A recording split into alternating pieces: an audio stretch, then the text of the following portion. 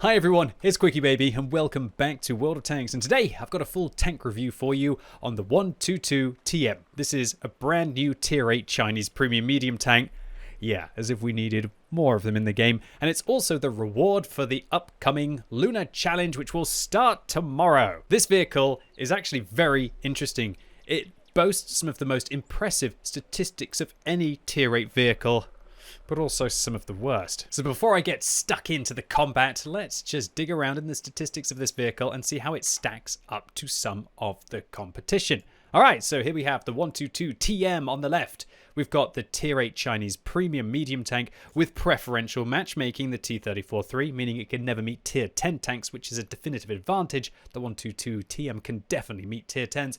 And also the Soviet medium with the high alpha damage and the rather accurate 122mm gun. It is the STG on the right. So right off the bat, do you see what I was talking about with some absolute diabolical statistics on this tank? Damage per minute of 1,371. This is apocalyptically bad. Let's take a look at the damage per minute of every tier 8 medium tank in the game. And just how far down the list do we need to go? Well, if it wasn't obvious enough already, it's at the bottom. And not just at the bottom of the list, it is significantly at the bottom. Nobody's going to play that T-44 with the 122mm, and if you do, please don't play it with the 100mm. And then the next two tanks in this list are autoloaders, and the guard is 1,671, which is literally 20% better than the 122 TM. This is absolutely horrific garbage damage per minute, and it's going to take you multiple minutes to be able to kill higher tier tanks, even if you penetrate every single shot. However, before you already Alt F4 this video and don't bother with this challenge, this is probably one of the only truly horrific statistics of this tank. Now look at this. It has a 400 alpha damage gun. That's better than a lot of tier 10 medium tanks are able to deal. Combine this with 233mm of penetration of APCR rounds with 1,368 meters a second shell velocity, and that's definitely the best ammunition that's available on any tier 8 medium tank in the game. And that's not all, as I sound like a used tank salesman, even though this one's brand new, so it's definitely not used, right? Unless Wargaming are handing them out. Trying to cut costs in 2021? Maybe, possibly not. I digress. Let's focus on what's at hand. And that is that the high explosive anti-tank rounds on this vehicle have 299mm of penetration. That's fabulous as well. That's more than enough to go through the front of a tier 10 heavy tank, let alone to deal with the tier 6s that sometimes you're going to be meeting with this tank. And also the high explosive rounds are very nice with 62mm of pen and 515 alpha damage, allowing you to one-shot those pesky artillery, although you are going to be reloading for so long. When I look at the reload time of this vehicle, 17.5 seconds. Yeah, that's truly horrific. I already thought that vehicles like the T-34-3 and the STG had really bad reloads at 13.4 and 14 seconds, but 17.5, oh, it's like the apocalypse of reload. You might as well go downstairs, put the kettle on, come back up, fire a shot, go down, the tea's finished brewing, and then you can finish it off, right? Then you've got a nice tea in between your shots, I presume. By the way, I know I'm one of the most stereotypical that Brits are meant to like tea, but that's definitely not the case with me. I don't like hot drinks for some reason. Does that mean that I need to give up my passport? Possibly. Maybe. All right. I'm not going to digress 2 times in this video. All right. Next, let's focus on the gun handling. And it's pretty darn good news for such a large caliber gun here. .33 accuracy gives this just as good accuracy as the STG, which was one of the massive selling points of the tier 8 Soviet medium tank. I loved how accurate that 122mm with the 390 alpha damage is, and to have that on the 122 TM is just absolutely fabulous. Also, really good aim time, 2.3 seconds, means that you're not aiming too much, although the dispersion values are really bad. So let me give you a word of advice. If you use a gun laying drive on this tank, uninstall the game. That would be an absolute apocalyptic disaster to use on this vehicle. Instead, use vertical stabilizers. Or if you hate the turret traverse, which isn't even really that bad on this tank, it's 30 degrees, it's not great, but it's not the worst thing, then use a rotation device. But I'd probably use vertical stabilizers instead, as I'm going to highlight more of in the garage. And this is where this tank just gets really interesting, that it doesn't even have bad gun depression. You'd think it would have horrible gun depression like 3 degrees, like the WZ-120, or like the T-34-3 used to have before Wargaming buffed it up to 6.5, or the STG 6 degrees, which is pretty nice. It's got 8 degrees of gun depression, allowing you to work a ridgeline as well. That is absolutely wonderful, and I can't quite get enough of it. Now onto the mobility of this vehicle, and I have to admit, it's not great news here. You'll see that it's quite sluggish in the gameplay. 50 forwards is great if you're going down slope, but the 15.47 power to weight ratio stops you from being able to get there. And unlike the STG, which has amazing ground resistances, which actually allows it to accelerate uphill faster than the 122 TM will, even though it's got worse power to weight ratio on the tier 8 Soviet medium tank. This vehicle, those ground resistance are just going to hold you back so much. Also, I hate the reverse speed on this tank. 15, it feels more like a clunky heavy tank than it does a medium vehicle. And so don't expect that you're going to pull back down the ridgeline or pull back around the corner even very quickly indeed, and take that into account that this is not a mobile vehicle. It's more of a tank that likes to trundle into position and then just have an absolutely amazing gun with every regard apart from damage per minute when it's there. To cap it all off, the turret traverse, 30 degrees, not great. Tank traverse, 40 degrees, not brilliant. Yeah, this is not a mobile tank, but it's not a slouch. It's not a super slow heavy tank, but it definitely feels like more of a heavy medium tank. And that's because, look at this armor. It has pretty much tier 9 quality armor on the 122 TM. This is absolutely fantastic armor. This would be good at tier 9, but it's absolutely fabulous at tier 8. It has 120 on the top of the hull and a very well angled slope, and its lower plate is 105 as well. This means that if you angle the vehicle like this, that you have 200 millimeters of effective armor on the lower plate, and you've also still got yourself 230 millimeters on the upper plate, while the whole of the side with its 80 millimeter thick armor is going to be an auto ricochet. One thing to watch out for, however, is that the turret overhangs along the side, as you can see here. So that means that if this tank does side scrape, if you can find this triangle, you will be able to penetrate it, which is kind of annoying. Let's talk about the turret. An absolute god tier turret. 280 at the front, 250 at the side, 210. Nothing is going to be able to go through this. Just to prove a point, let's load 300 millimeter or 299 if we're being pedantic, as I'm sure people are racing to comment in the comments down below. Penetration high explosive anti-tank rounds. Look at this. That's not even if we're using our gun depression. If we are, yeah, you're not going through this thing's turret unless you hit the cupolas to the left and to the right. And yeah, those two are the weak points right there. So if you can find those two positions, and they are quite large weak points, then you're going to be able to dominate it. However, still, if the 122 TM maybe goes sideways like this along a ridge line and goes backwards and forwards, they can still be quite a tricky thing to be able to hit. That's really where the tank is going to be strong.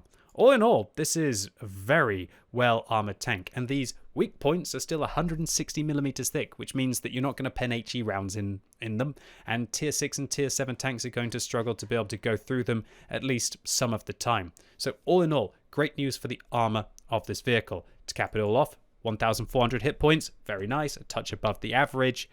What about the camo rating? Well, it's also not bad news here. It's got better camo than the T-34-3. Not quite as good as the STG, but that is a very low profile tank, and so you're going to be able to sneak into position with a vehicle like this.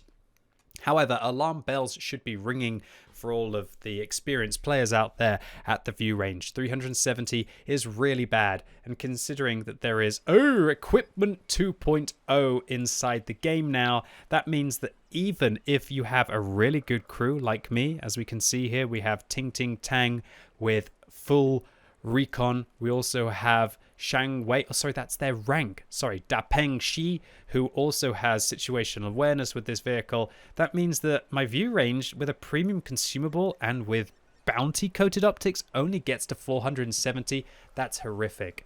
If you don't have a good crew for this vehicle, or you're not willing to use a premium consumable, you're most likely going to have to use binoculars if you want to have a decent view range with this tank, and it's only because I have a good crew and a premium consumable and bond coated optics that I'm able to get up to 470, which I feel like is a comfortable amount of view range to have.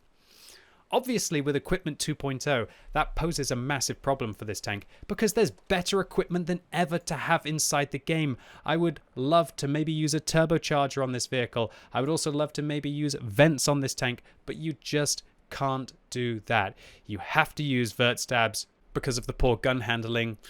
It's dubious whether you should use a gun rammer, but just to put this into perspective, when using a bounty gun rammer, Brothers in Arms, and also using a premium consumable, my DPM is still 1,746. That's truly horrific on this tank.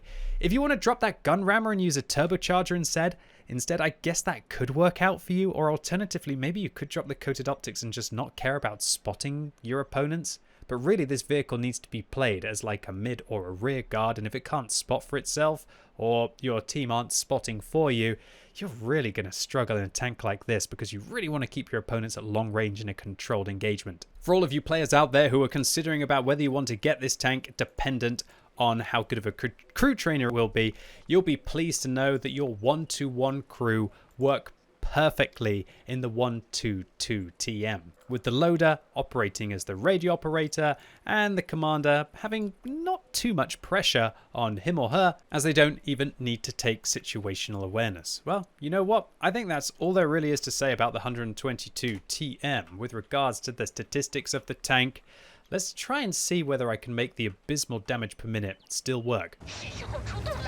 Alright, so here we go, zoning in a full tier 8 game on Prokhorovka in this vehicle. This is the only gameplay that I'm going to be showing you today, but I still feel like it's very representative of how to play this tank, where to put it on the battlefield, and importantly show its strengths and weaknesses. One thing when you load in this vehicle, you'll notice that these kind of like launchers on the side, are also connected to the mantlet of the tank, so they go up and down. I have to admit, this is probably one of the coolest looking tanks that I've seen inside the game. I just love the look of it. I like the side skirts over the side. I like the chain on the front that gives it a little bit of flair. I like those headlights. I like clearly the mounted machine gun on top, which is being covered. And I guess these are probably smoke launchers on the side of the vehicle. It does look very cool. It has a very nice style. Well, even without actually using the style on the tank. You'd have seen that silly bull thing. I wanted to try and just set this up in more of a classic kind of Chinese sense to see how it would fit into the game from like a historical way.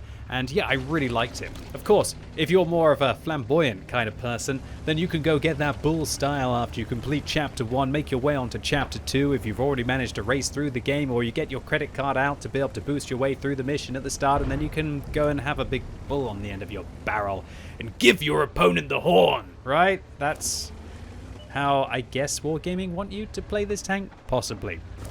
Okay, so look. When I'm playing in a tank that has good turret armor, good gun depression, crap DPM, but still has like a really nice gun to be able to use, I want to keep my opponents at a decent distance. And so that's exactly what I'm going to do here. I'm using coated optics, so my view range is decent, and I'm going to go and try and get into a bush line here, and I want to try and create a crossfire. When you're playing on Prokhorovka here, it is all about a triangle of fighting, okay? It's all about, that's the wrong way. It's all about sitting for your opponents down here, staying safe and not getting shot from the tanks on my team in this location. And alternatively, when you're on my team and you're in my position, you don't want to get shot here, but you still want to light up your opponents, and you want to be able to see if you can try and get them to be shot. It kind of becomes an ugly engagement where you're hoping that your artillery are going to be able to hit the Mauerbrecher on the enemy team, which has Achtung 130 kilovolt. Great, that's wonderful. But one thing you're going to see in this vehicle is just how fabulous the tank is at sniping. I didn't show you the first shot against the Somewhat SM, but that .33 accuracy with great shell velocity and great penetration is just going to do some absolute work this game. Let's see if we can give another round to the Somewhat SM. And wow, look, this vehicle has abysmal damage per minute. It truly is horrific. It is, you're just waiting and you're waiting and you're waiting. But when you can afford to wait in a situation like this, and you go back and you re-allow your sixth sense to go off, and then you store up that damage per minute to be able to deliver it in a 400 alpha damage shell at tier 8, it actually works out pretty well. Notice how, because the damage per minute is so long on this tank, and the reload is so long, but we're storing up all of that damage into a single shot, that our opponents forget about us. Our opponents focus on something else. Our opponents, maybe they get a text from their mom. They're no longer focusing on the Chinese premium medium tank that's spotted on top of the hill, unless of course you're spotted in a situation like this. And this just allows us to keep clunking. And of all the games I played in this vehicle, which I didn't play too many of them because you don't have to be a rocket scientist really to know how this vehicle is going to perform from the statistics. It's not like the Italian auto-reloading heavy tanks, which I had to play at least about 20 games in before I really had an idea of how they were going to play. This thing is very solid. By rocking and rolling on a ridgeline and just locking down your opponents, by sniping them at long range, it just feels great. And sure, it's not going to do well against the ISU 152, who's firing high explosive rounds. I wish he was actually firing armor-piercing rounds at me, believe it or not. In most tier 8 tanks, I wouldn't like them to be firing armor-piercing rounds. But in this case, I actually would, because I know that I've got incredible armor on this tank. But just look how consistent this thing is with the gun. I truly do appreciate this gun. I like the APCR rounds. I love the heat rounds for being able to club your tier 9 tanks, or maybe when you've just got like a pesky vehicle they've got to deal with. But here we're going to see where the heat rounds are actually not great. Because of course, your shell velocity is worse. Your shell velocity dips from the 1,300 that you have on the APCR rounds down to 907. And so that means that you have to give lead. So when the T-54 looks like he's turning right, you have to be able to aim it where you think he's going to go, but then he turns left as your shell is in the air and he was able to avoid your shell. In that situation, I wish I was loading APCR rounds, and in retrospect, there aren't many medium tanks that can so consistently go through the quite thick weak point of the VK1608 as that. 233mm of penetration. That would be good for a tier 9 medium tank. And I do feel this tank's a really tricky one, because to all intents and purposes, when you see the damage per minute of the vehicle, you think it would be absolutely horrific. When you drive it, the mobility doesn't feel so good, but it just feels almost as if it's like a Soviet heavy tank down at tier 8, and the only thing that sucks about the vehicle is the damage per minute. And it's really interesting to me that Wargaming are using the damage per minute on a vehicle like this as the balancing mechanic. I think in some ways it's good, because they can make the other attributes of a vehicle attractive without necessarily making it completely overpowered.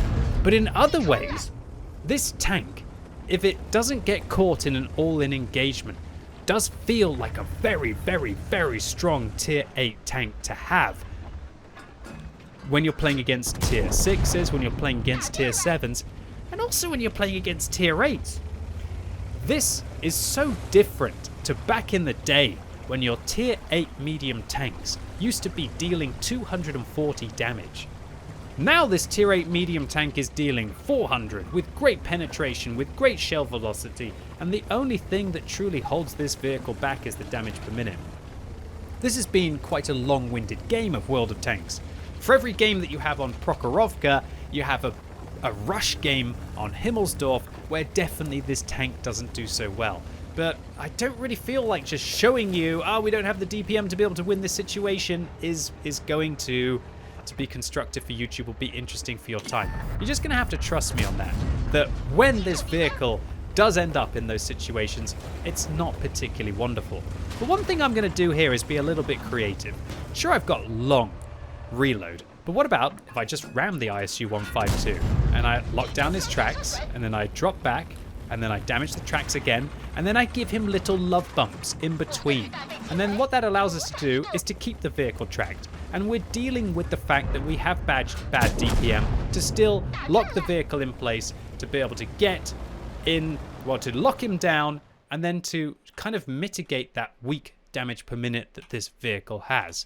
That's really what the tank comes down to at the end of the day.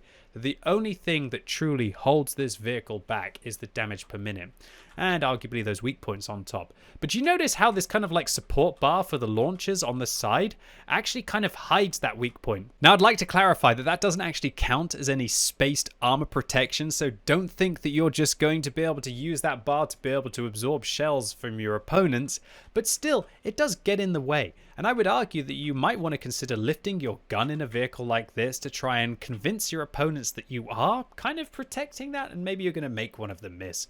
But more importantly, it's about going sideways in a tank like this and make sure that you've got your turret going left and right in front of your opponent's trajectory, because that makes it so much harder to hit the weak points on top.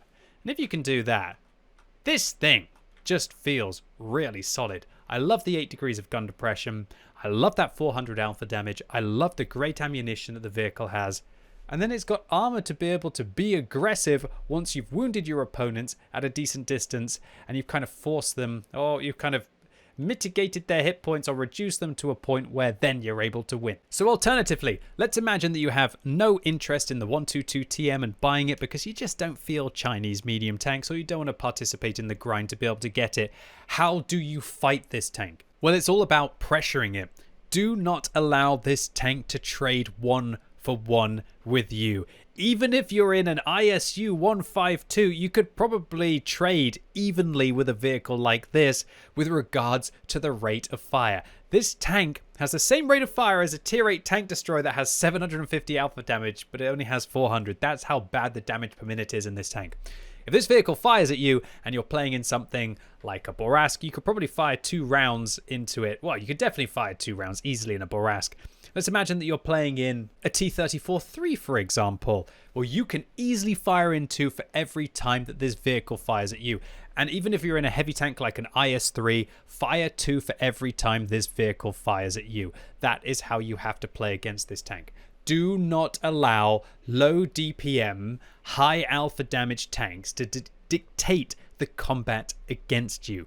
You have to shoot this thing multiple times, even if you have slightly higher alpha damage than it, for hopefully every time that it bounces off your armor. And if you're able to do that, then this vehicle probably isn't going to be the most outrageous thing that's ever been put into World of Tanks. But I can tell you, the statistics of this vehicle, unless Wargaming buff the damage per minute, they're definitely, it's definitely a good vehicle, but as it stands, without the rate of fire to be able to back it up, it's not an overpowered vehicle in every situation, at least for how I feel. However, as like a mid guard or a rear guard kind of tank, just sniping in as we saw here on Prokhorovka, this is definitely one of the more consistent tanks. And if you're the kind of player who's not very flashy, doesn't want to have high damage per minute, but you just want to have something that is stable, flexible, a bit like an E50M at tier 8, although kind of taken to an extreme and made very different, then the 122 TM might be the tank for you. So this solid game for a solid tank was an ace tanker. For the 1,325 base experience that we picked up, we got a tank sniper medal, those coated optics allowing us to be able to spot our opponents at decent distances, gave us 1,516 damage upon detection, and 3,500 damage that we dealt, hitting 11 out of the 12 shells that we fired because of the good accuracy, and then penetrating 10 of those 11, even against highly armored targets. Yes, this tank is definitely consistent. And because we didn't need to fire a wealth of gold ammunition even against the heavies that we were fighting, we make 100,000 credits profit. Very solid indeed. Look, the 122 TM. This isn't going to be the tank for all of those flashy players out there that want to race in and be able to deliver a big magazine of damage, or be able to rip apart an opponent very quickly, or to be able to lock down their tracks and drive around them. This is the kind of tank for a player who wants to go, okay, I'm going to take an important position. You come at me, or I'm going to slowly use the sniping capacity of this vehicle to whittle you down to a point where then you kind of, your hand is forced, or maybe then the tank is even going to come for that player. Is it going to be the new best tier 8 premium medium tank, a bit like a Borask or a Progetto? Probably not. Is it going to be an incredibly annoying tank to play against?